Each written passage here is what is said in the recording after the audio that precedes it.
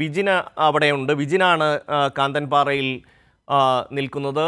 വിജിൻ, അവിടെ കുടുങ്ങിപ്പോയ രക്ഷാദൗത്യത്തിൽ ഏർപ്പെട്ടിട്ടുള്ള അവരെ രക്ഷപ്പെടുത്താനുള്ള ദൗത്യം ഏത് രീതിയിൽ പുരോഗമിക്കുന്നു വിജിൻ?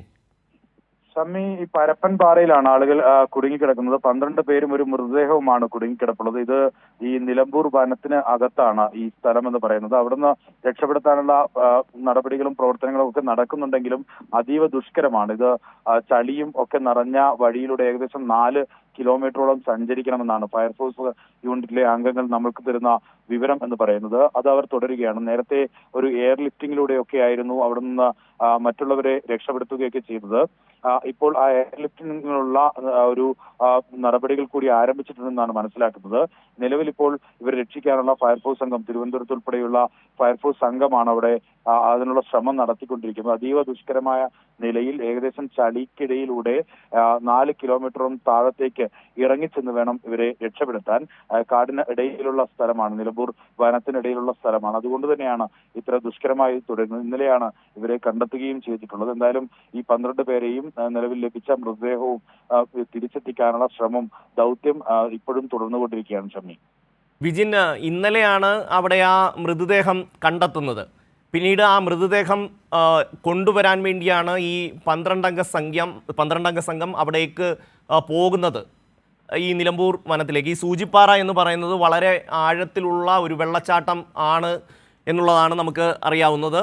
അപ്പോൾ അത് കഴിഞ്ഞ് വനത്തിനുള്ളിലൂടെ ഏതാണ്ട് 10-14 കിലോമീറ്റർ ഒഴുകിയ ശേഷമാണ് ഈ നദി ചാലിയാറിലേക്ക് ചെന്ന് ചേരുന്നത്. അപ്പോൾ ഈ ചാലിയാറിനും ഈ സൂചിപ്പാറയ്ക്കും ഇടയ്ക്കുള്ള ഒരു പ്രദേശത്താണ് ഇവർ കുടുങ്ങിക്കിടക്കുന്നത് എന്ന് വേണം മനസ്സിലാക്കാൻ.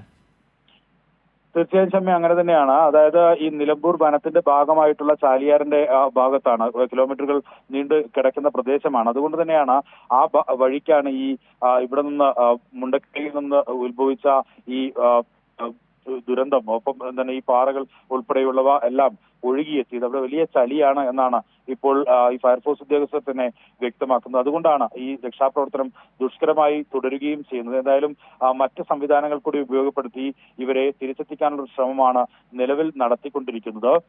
പരപ്പൻ പാറ എന്ന ഒരു സ്ഥലത്താണ് ഈ ഒരു മൃതദേഹം കണ്ടെത്തുകയും അവരെ രക്ഷപ്പെടുത്താനുള്ള ശ്രമം നടത്തുകയും ഒക്കെ ചെയ്തത്. ഇന്നലെ രാത്രിയിലായിരുന്നു ഈ മൃതദേഹം കണ്ടെത്തിയത്. അതിനുശേഷമാണ് രക്ഷാപ്രവർത്തനം ആരംഭിക്കുകയും ചെയ്തത്. ഇപ്പോൾ ഈ രക്ഷാപ്രവർത്തകരെയും അതുപോലെ തന്നെ മൃതദേഹവും ഉൾപ്പെടെ തിരിച്ചെത്തിക്കാനുള്ള ശ്രമം ഊർജിതമായി നടക്കുന്നുണ്ടെങ്കിലും അവിടെ ഒരു പ്രതിസന്ധിയായി ഇരിക്കുന്നത് ഞാൻ നേരത്തെ സൂചിപ്പിച്ചതുപോലെ ഈ ചെളി ഇറങ്ങിയിരിക്കുന്നു. അവർക്ക് പെട്ടെന്ന് അങ്ങ് ഇറങ്ങിച്ചെല്ലാൻ കഴിയാത്തൊരു അവസ്ഥ നിലവിലുണ്ട്. അതുകൊണ്ട് തന്നെ മറ്റ് മാർഗങ്ങൾ കൂടി അവലംബിച്ച് രക്ഷാപ്രവർത്തനം നടത്താനാണ് ഇപ്പോൾ തീരുമാനിച്ചിരിക്കുന്നത്. ഷമ്മി, ബിജിൻ, നമ്മുടെ അവിടെ നടക്കുന്ന രക്ഷാപ്രവർത്തനം എത്രമാത്രം സ്തുത്യർഹമാണ്, എത്രമാത്രം ആത്മാർത്ഥമാണ് എന്ന് തെളിയിക്കുന്ന ഒരു സംഭവം കൂടിയല്ലേ അത്? ഇന്നലെ ഏതാണ്ട് വൈകിട്ടോടു കൂടിയാണ് ഈ മൃതദേഹം അവിടെ കണ്ടെത്തുന്നത്. അപ്പോൾ തന്നെ നമ്മുടെ രക്ഷാ ദൗത്യത്തിലെ അംഗങ്ങൾ ആ കാട്ടിനുള്ളിലേക്ക് പോവുകയാണ്. അവിടെ അവർ ആ മൃതദേഹം കണ്ടെത്തിയെന്ന് തന്നെയാണ് മനസ്സിലാവുന്നത്. ഇവരോടൊപ്പം തന്നെ ആ മൃതദേഹവും അവിടെ ഉണ്ട് എന്നാണ് മനസ്സിലാവുന്നത്. വിജിൻ, തീർച്ചയായും ഷമ്മി, അങ്ങനെ തന്നെയാണ്. മൃതദേഹത്തിന് ഒപ്പമാണ് ഇപ്പോൾ ഈ 12 സംഘം ഉള്ളത്. മൃതദേഹവുമായി പുറത്തെത്താനുള്ള ഒരു ശ്രമം നടത്തിയതായിരുന്നു. ഇങ്ങനെ പല മേഖലകളിൽ ഇത്തരത്തിൽ അതീവ ദുഷ്കരമായ നിലയിലാണ് നിലവിൽ ഈ മുണ്ടക്കൈയിലും ഒപ്പം തന്നെ ചൂരൽമലയിലും അതിന്റെ പരിസര പ്രദേശങ്ങളിലും ഒക്കെ വ്യാപകമായ തിരച്ചിലും പരിശോധനയും ഒക്കെ നടന്നുകൊണ്ടിരിക്കുന്നത്.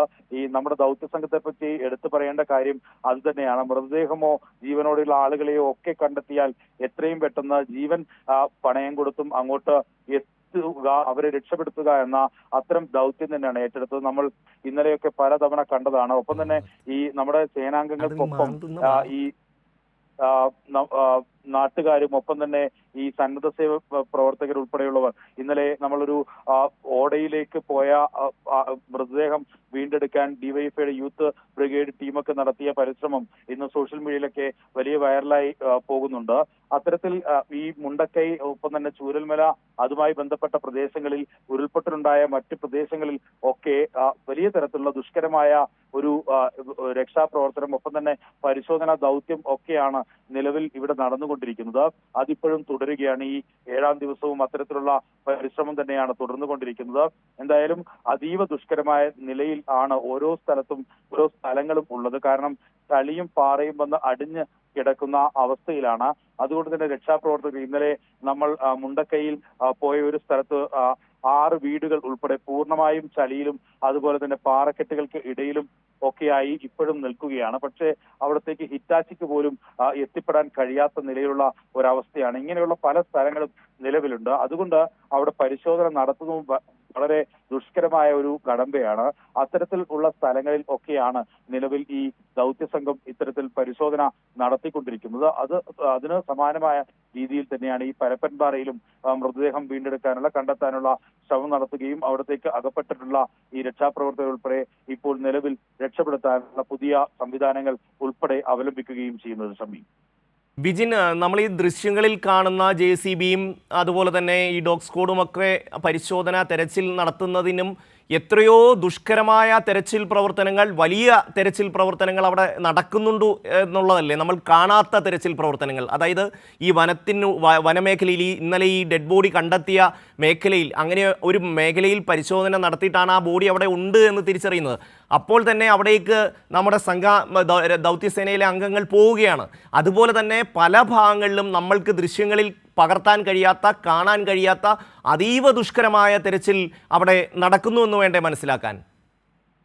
ഷമി, ഇന്നലെ രാവിലെ ഏകദേശം ഒരു 8 മണി മുതൽ നമ്മൾ കൊടുത്ത ദൃശ്യങ്ങൾ തന്നെ അതിന് തെളിവാണ്. കാരണം എത്തിപ്പെടാൻ കഴിയാത്ത ഒരു പ്രദേശത്ത് ഒരു തിരുവനന്തപുരത്തെ ഫയർഫോഴ്സ് യൂണിറ്റിലെ ചില അംഗങ്ങൾ അവർ നടത്തിയ പരിശോധനയിൽ അവിടെ ദുർഗന്ധം ഉണ്ടാവുകയും അവിടെ നിന്ന് പിന്നീട് നടത്തിയ തിരച്ചിലിൽ ഒക്കെ മനുഷ്യ ശരീരത്തിന്റെ അവശിഷ്ടങ്ങൾ ഒക്കെ കണ്ടെത്തുകയും ചെയ്തിരുന്നു. പക്ഷേ അവിടത്തേക്ക് പെട്ടെന്നൊന്നും എത്തിപ്പെടാൻ കഴിയാത്ത ഒരു സാഹചര്യമായിരുന്നു ഉണ്ടായിരുന്നത്. നമ്മൾ അങ്ങോട്ട് പോകുന്ന വഴിയിലാണ് അവിടുത്തെ ഒരു ഫയർഫോഴ്സ് ഉദ്യോഗസ്ഥൻ ഇങ്ങനെ ഇവിടെ കുറച്ച് വീടുകൾ പൂർണ്ണമായും മണ്ണിനടിയിലും ചെളിയിനടിയിലും പെട്ടിട്ടുണ്ട് എന്നൊക്കെ പറയുന്നത്. അങ്ങനെയാണ് നമ്മൾ അവിടെ എത്തിപ്പെട്ടത്. പക്ഷേ അവിടുത്തെ ഈ രക്ഷാപ്രവർത്തനം എന്ന് പറയാൻ കഴിയില്ല. മണ്ണിലടിയിൽ അകപ്പെട്ടവരെ കണ്ടെത്താനുള്ള ഒരു പ്രവർത്തനം അത് അതീവ ദുഷ്കരമായിരുന്നു. വൈകുന്നേരം വരെ അത് തുടരുകയും ചെയ്തു. പക്ഷേ ഹിറ്റാച്ചിക്ക് പോലും ഈ ചെളിയിലൂടെയൊന്നും അങ്ങോട്ട് പോകാൻ കഴിയാത്ത അവസ്ഥ.